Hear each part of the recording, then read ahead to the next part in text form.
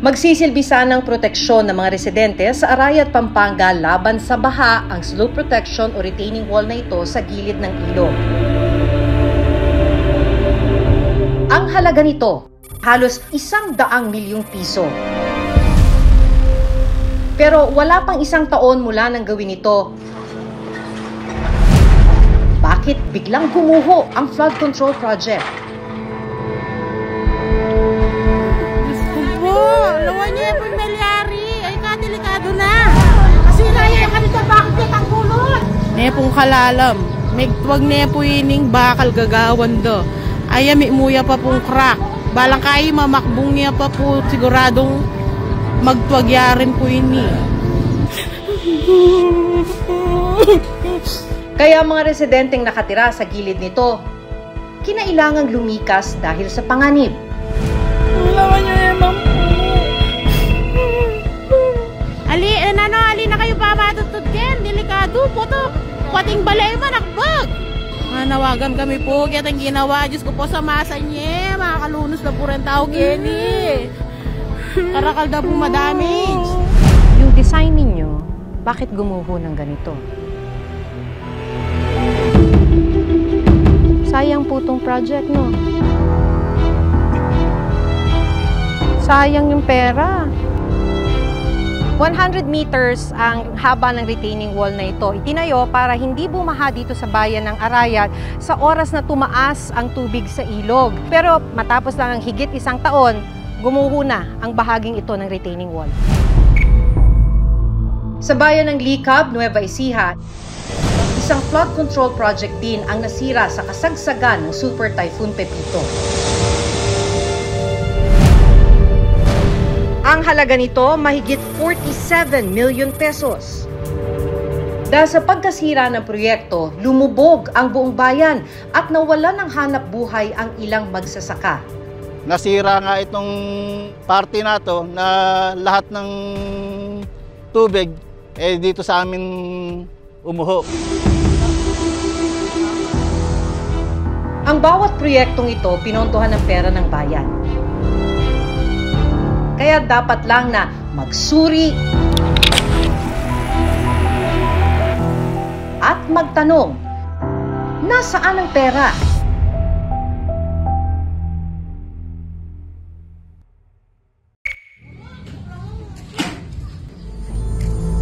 Ay ma, kakulkul na. Hapon ng August 16, 2024, nagkagulo mga residente ng Barangay Cantading, Arayat, Pampanga nang biglang magbitak-bitak ang lupa sa tabi ng ilog pagkatapos ng pag-ulan. Ang rin, ang grabe.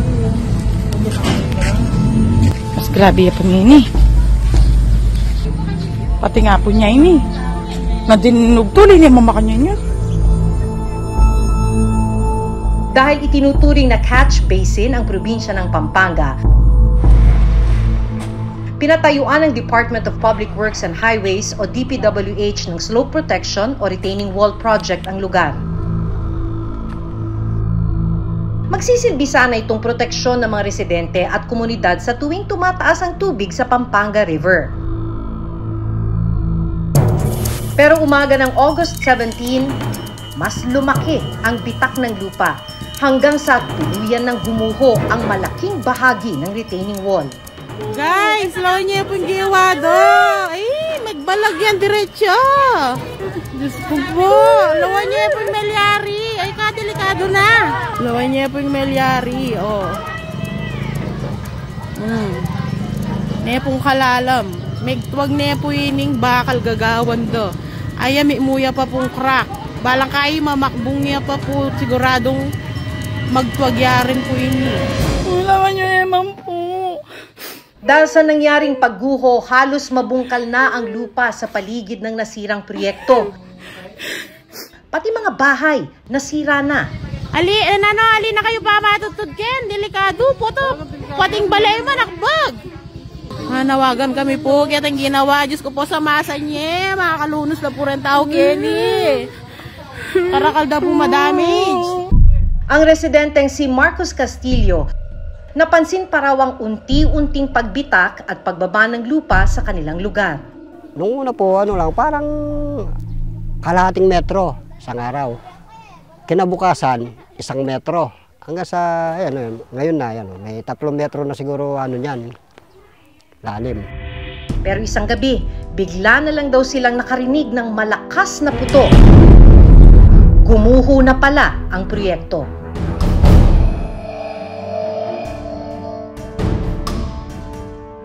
Yan pala yun, yung napuputol na konkreto. Tsaka itong mga na to, bakal, yung mga tubo na yan. Yung po pala yung pumuputok. Ang pong kinaumagahan, napansin na po namin na bumagsak na po. Dahan-dahan pong bumababa yung lupa. Sa pagguho ng retaining wall, nadamay ang kanyang bahay at halos wala nang natira. Ito po yung mismong bahay ko. Yan ang kusina, tsaka kwarto. Nalaglag na po yung kalahati ng kwarto. Makakatulog pa po kaya rito na maimbing. Siyempre po, hindi na po, no? Kaya po nababahala po ako.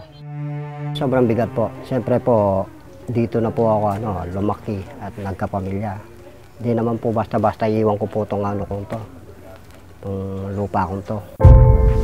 Sa dokumentong nakuha ng reporter's notebook mula sa DPWH, nakasaad na nagkakahalaga ang retaining wall ng 91.6 million pesos. February 2023 nang simula ng DPWH ang proyektong Flood Management Program, Rehabilitation of Flood Mitigation Facilities within Major River Basins. Idineklara itong 100% completed noong October 2023. Nagmula ang pondo sa General Appropriations Act o GAA o Kaban ng Bayan. Pero wala pang 1 taon, gumuho na ang proyekto. August 19, 2 araw matapos ang pagguho, pinuntahan ng reporter's notebook ang nasabing proyekto.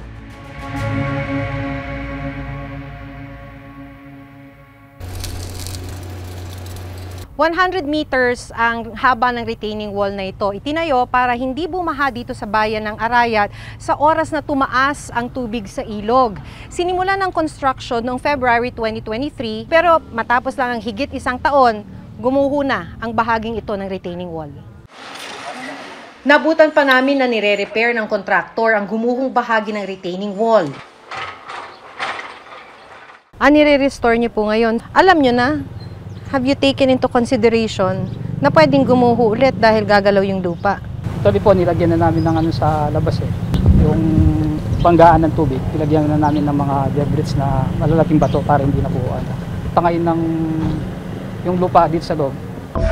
107 meters ang haba ng proyektong ito. Sa nangyaring pagguho, 50 metro ang nasira at apektado. Paliwanag ng kontraktor, sinunod lang nila ang disenyong ibinigay ng DPWH. Ano hong sabi dun sa design ng DPWH? Kakayanin dapat to? Opo, dahil ganyan po kasi yung ginagawa sa ibang Sa ibang? Project po. Doon po itong ginawa ng dinugtungan namin. Pero dun po sa design, sinabi po ba na posibleng gumalaw yung lupang to? Wala. Hindi po. Bakit hindi ninyo alam? Bago po itayo itong retaining wall, almost 100 million pesos pa naman. Bakit hindi nyo alam na mangyayari yun? Hindi ba dapat na pag-aralan po yun? Hindi po namin kasi. So sayang. Sayang po itong project, no? Kaya po, ginagawa na namin po ng re-restore po namin. Pinuntahan ng reporter's notebook ang opisina ng DPWH Region 3 para malaman kung bakit agad nasira ang halos 100 milyong pisong proyekto. So yung affected area ng project natin, doon po nagkaroon ng settlement ng embankment, and then yung mga sheet pile natin, nag-tilt siya o nag-lean towards the river. May mga dead man or anchor tayo doon. Makikita rin po yun na talagang nag-resist sila, kaya lang sa sobrang bigat siguro ng tubig or baka lumabot yung lupa sa ilalim. Ayon pa sa DPWH, bago ipatupad at simulang gawin ang proyekto, mabusisi itong plinano ng kanilang ahensya. Siyempre magkakaroon na survey, then gagawa ng plan, pero bago ka makagawa ng plan, yung pong sinasabi mong may investigation, meron po. Tulad sa lupa, sa tubig, ganun po. Then, paano yung topography ng location kung saan yung project na gusto mong gawin. Matapos ang pagguho ng proyekto, nangako naman sila na patuloy nilang babantayan ng contractor sa pagre-repair nito. Kasalukuyan po, nagre-repair nga po yung contractor natin doon. May mga palliative measures namin ginagawa. Pinapabantay namin. Wala rin daw gagastusin ng gobyerno dahil under warranty ang proyekto.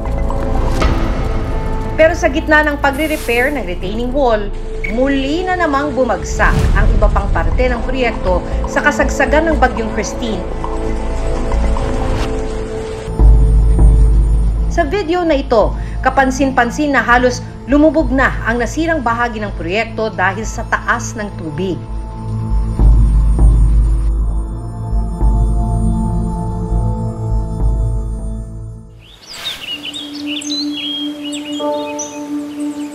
Muling binalikan ng Reporter's Notebook ang lugar.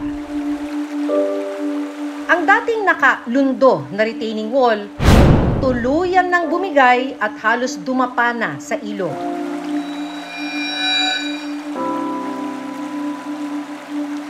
Lalong nabalot ng takot ang mga residenteng nakatira sa paligid nito. Siyempre natatakot kami. But yung Christine ba yun? Yung lumipas kami doon. Gumuho siya. Parang may pumutok. Tapos nung dumating yung baha, umiga siya. Kasi bumagsak yung mga bahay dyan eh. 3 buwan matapos ang pagguho ng retaining wall, ito na ang itsura ng bahay ngayon ni Marcos. Bumagsak na ng tuluyan ang kanilang kusina at kwarto. Bumababa yung lupa, hanggang sa bumagsak siya, sumunod yung bahay. Siyempre, may natira pa pong konti. Nagdesisyon na rin silang mag-asawa na pansamantalang umalis sa lugar. Siyempre po nangihinaya ako dahil po yung lalo na yung nakikitira lang po kami. Iba po yung talagang sariling bahay. Naghihintay rin po ako na matapos po yan para makabalik po kami rito. Muli naming kinuna ng panayam ang DPWH Region 3. You've mentioned before, sir, na babantayan po ninyo at ongoing po yung repair. Pero sir, ano po ang nangyari? Bakit po bumagsak na naman po yung project na yun? Ang nagiging problema pag dumadating ang tubig. Like for example, yung Pepito, kapag lumalaking tubig, hindi namin magagawa yung repair. So, mostly kapag bumaba po siya, doon kami nagre-repair. Ginagawa namin, minamadali namin para ma-protection ng kagad yung mga tao. This one, hindi lang nagatok, hindi lang... Ipinakita namin sa isang eksperto ang nasirang bahagi ng retaining wall. Ayon sa kanya, pwede talagang gamitin yung sheet pile. Appropriate material siya as slope protection. Ang question, tama ba yung pagkakadesign? Thickness ng bakal na ginamit, yung layout niya, yung lalim na nakapenetrate sa loob. The way I look at this, from this point of view, malapit na to, delikado na rin dapat i-protect. Mahalaga rin daw na muling mapag-aralan ng disenyo bago gawin ulit ang proyekto. I-review yung previous design which failed. Tapos involved din yung ibang discipline. Hindi siya dapat nagkaroon ng failure kung tama yung design considerations. May additional design po doon. Suggestion po nga, maglalagay ng perforated pipes. Mga butas, may butas po yung pipes sa ilalim po para yung paglambot ng lupa, nung kagaya ng dati, maiwasan po yun. Ongoing po yung trabaho doon. So, kung titignan po ngayon, nasa within 40% na po tayo sa paggawa. Sinisiguro din nilang wala pa ring ilalabas na pondo sa pagpapagawa ng muling nasirang bahagi ng retaining wall. Under warranty po yan. So, yun po ang ginagamit nating parang pondo. Taken into consideration po lahat ng mga nangyari po dyan. Sa bayan ng Licab, Nueva Ecija, isang flood control project ang itinayo ng DPWH. Itinuturing na catch basin sa Nueva Ecija ang Licab. Pero ang isang bahagi ng flood control project nasira sa kasagsagan ng bagyong Pepito.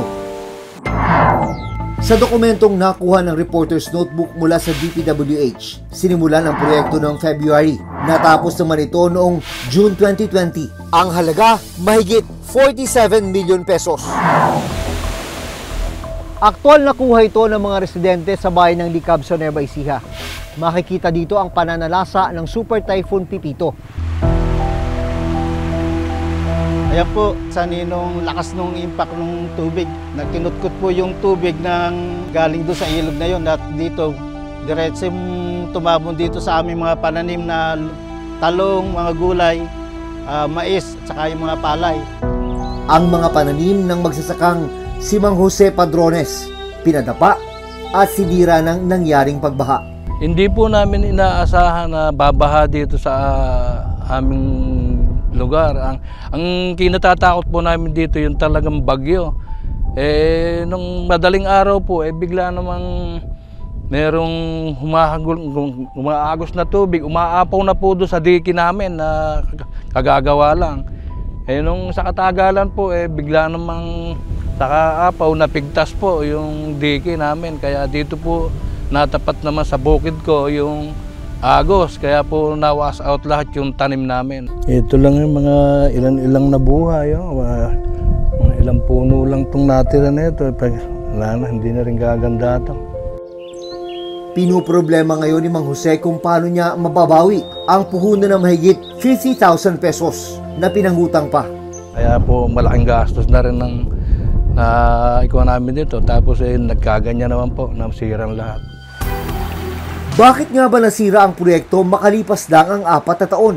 Yung project po natin is, unang-una sa lahat, yung rainfall or yung water runoff po mula sa Talavera River is malaki po yung volume. Ang DPWH po, hindi po tayo nakapaglagay dyan ng sheet pile doon sa mga slope protection natin. Kasi hindi naman natin inaasahan na yung flow ng tubig is masyadong malaki. Cost din po talaga ng pagbaha ng Licab, ito pong nasira na to. So we have already requested funds po dyan, para dyan. So hintayin lang po namin na ma-release po yung fund para ma-rehabilitate po namin yung dike.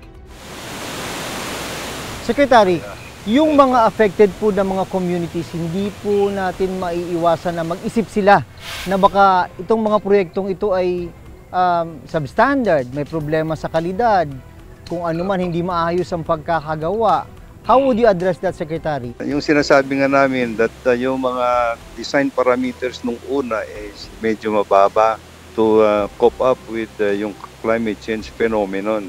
Kung mag-rehabilitate po kami ngayon, mas matibay at yung bagong design standards na po yata ang design standards na gagamitin na namin. Sa datos ng DPWH, mahigit 5,500 na flood control projects ang natapos mula 2022 hanggang 2024. Ang kabuang pondo na nagastos sa mga proyektong yan, umabot sa mahigit 268 billion pesos. Pinakamarami ang nasa Region 3 o Central Luzon, kung saan nagtayo ng mahigit 800 proyekto.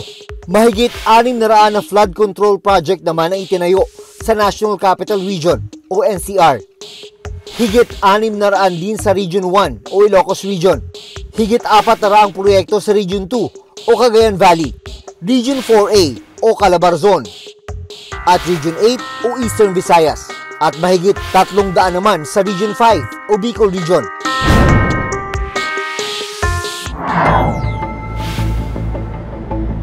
Pinuntahan din ng reporter's notebook ang ilang flood control projects sa NCR, tulad ng matatagpuan dito sa Binondo, Maynila. Naabutan namin kasalukuyang ginagawa ang dalawang bahagi ng flood mitigation facility sa Estero de Binondo. Dito raw sasalain ang mga basura na galing sa mga waterway para maiwasan ang pagbara na nagdudulot ng pagbaha. Tanong ng marami, sa kabila ng libu-libong flood control projects, ay sunod-sunod naman ang naging pagbaha sa Region 3, NCR at Bicol Region nitong mga nakaraang buwan. Viable option pa rin talaga yung flood control project o it's high time na mag-isip na rin tayo ng other options?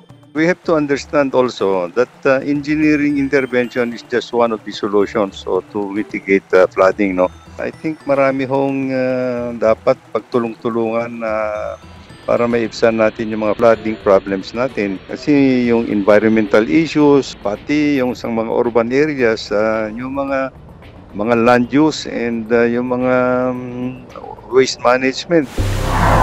Susunod, ang laki na talaga ng tubig. Tinanong din si Pangulong Bongbong Marcos kung bakit sa kabila ng pagkakaroon ng bilyong pisong halagang flood control projects, bumaha pa rin ang maraming lugar sa bansa.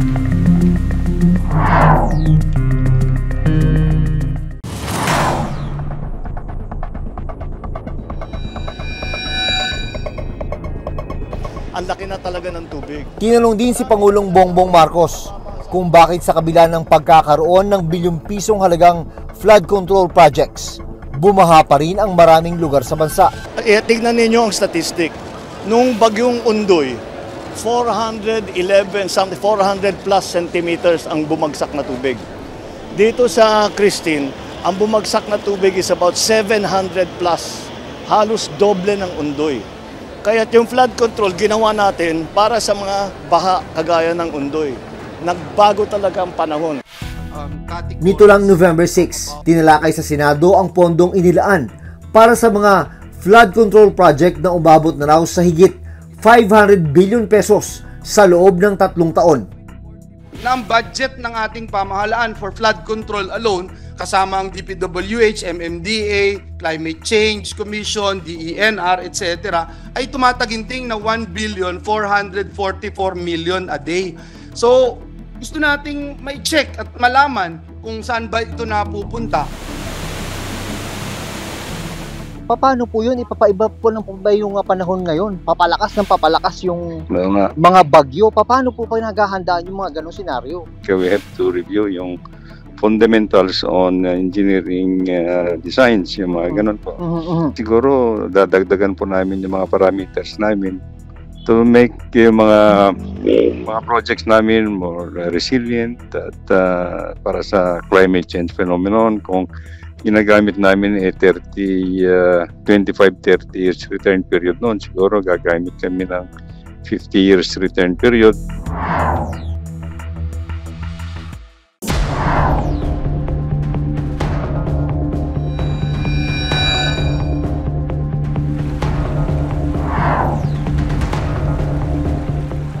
Bilyong-bilyong piso ang ginastos para sa mga flood control project ng gobyerno. Pero malinaw na hindi naging epektibo ang ilan sa mga ito, kaya nalubog sa baha ang marami. Pagbaha na nagdudulot ng pagkasira sa maraming kabahayan. Pagkawasak ng ekta-ektaryang kabuhayan at peligro para sa mga mamamayan.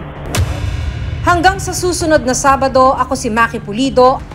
Ako si June Veneracion at ito ang Reporter's Notebook.